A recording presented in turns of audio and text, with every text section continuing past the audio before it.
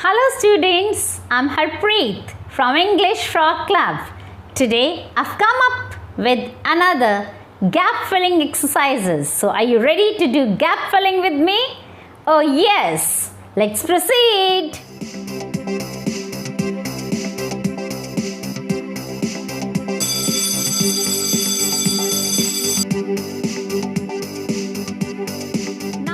Let's see what we have in the gap filling exercise today.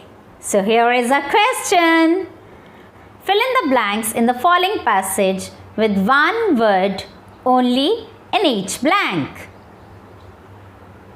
Oh, we have 8 fill-ups today. So each fill-up is of half mark. Let's see what this passage has for us to be filled up. Now let's see.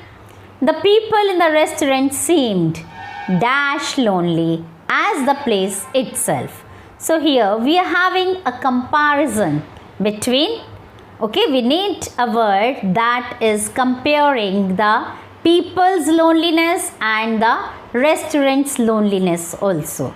So here we will be having a comparative word that will be as. So the first answer is as. As lonely as the place itself. 2 men, dash untidy work shirts, sat at the counter. So we need to have a fill up that will be connecting the 2 men and their untidy dress up. So I think we should be having here what they were wearing, the preposition that will be used here. 2 men in untidy work shirts. Okay, so let's see whether our answer is correct. Oh yes, we have again the correct answer. Untidy work shirt sat at the counter, staring wearily, dash the cups of the coffee.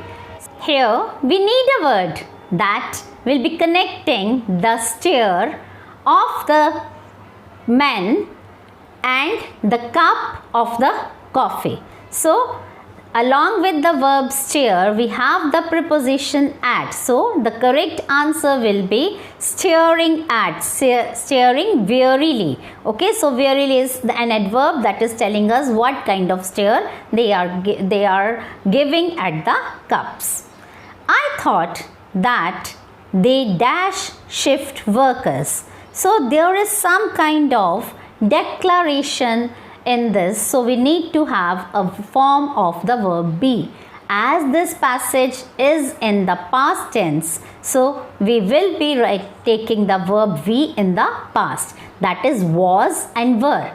But here, as we are having the subject as plural, so we will be using the verb be in the past, that is for the plural, that is were. So let's see. Yes, they were shift workers. So the declaration that what did he think? So they were shift workers. For some reason didn't want to go home. A little way dash them set a couple. Set a couple. Okay. Now let's see what to write in this. Okay, so we have missed one blank, that is the E1, shift workers, dash for some reasons. So we need to connect the shift workers with the reason. Okay, so here I think we should be using the connector of relative pronoun here. So that for the workers we'll be using who, what, when, which relative pronoun should be used here. Okay, so workers are living beings and so we will be using who for some reason. So the connector here, the word missing, the gap is to be filled with the word who. So let's see the full sentence now. I thought that they were shift workers who for some reason didn't want to go home.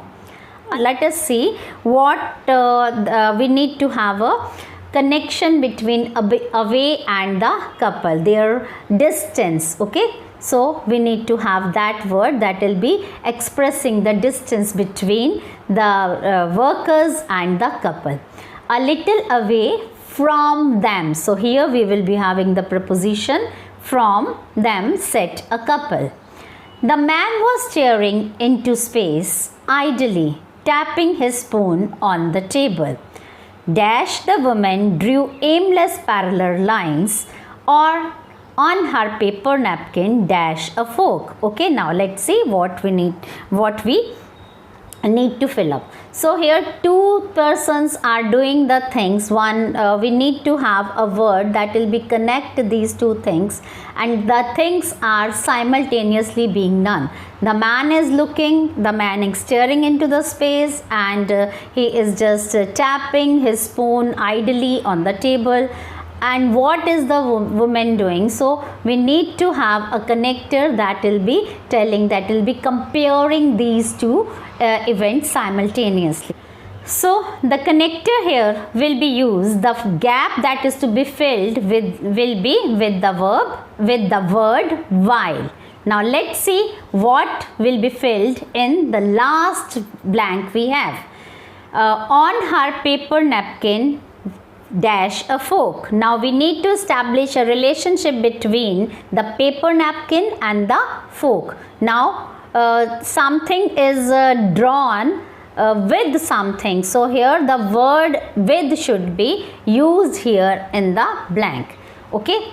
So here we have done all the 8 blanks, and you can just pause the video and have a look at the full paragraph and its answer. And that's all in this gap filling exercise today. We'll meet in the next video of gap filling exercises, and keep watching my channel for another integrated grammar practice in editing, omission, sentence reordering, dialogue completion, and much more, narration and much more I'm going to bring for you. Keep watching my channel, and that's all for today. Bye for now. See you in the next video.